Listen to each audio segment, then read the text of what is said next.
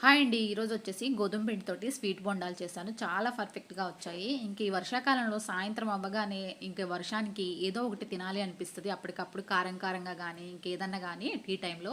ఇక అందుకోసం అని చెప్పేసి నేను ఇన్‌స్టాంట్‌గా గోధుమ పిండితో ఇలా చేశాను. ముందుగా గోధుమ పిండి వచ్చేసి 2 కప్పులు తీసుకొని, అందులో కొంచెం సాల్ట్ యాడ్ చేసుకొని, ఒక టీ స్పూన్ వచ్చేసి బేకింగ్ పౌడర్ వేసుకోవాలి. అలాగే కొంచెం ఇలాచీ పౌడర్ వేసుకోండి. తర్వాత వచ్చేసి వేరొక బౌల్ పెట్టుకొని, అందులో ఒక కప్పు బెల్లం తీసుకొని, దానికి ఒక అరకప్పు వచ్చేసి నీళ్లు యాడ్ చేసుకొని, ఇంక ఈ బెల్లం మొత్తం కరగనిచ్చిన తర్వాత ఇంకా దాన్ని స్ట్రెయిన్ చేసుకుంటే దాంట్లో ఏమన్నా మట్టి ఏమన్నా తొలకలు ఉంటే బయటకు వస్తాయి.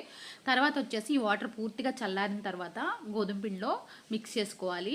ఇలా పిండి వచ్చేసి మనము ఇలా బ్యాటర్ని ఈ కన్సిస్టెన్సీలో ప్రిపేర్ చేసుకున్నట్టయితే బోండాలు వేయడానికి చాలా ఈజీగా ఉంటుంది.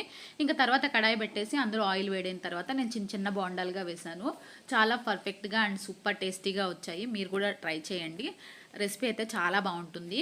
ఇది ఫ్రెండ్స్, వీడియో కనుక నచ్చితే ఒక లైక్ చేయండి, షేర్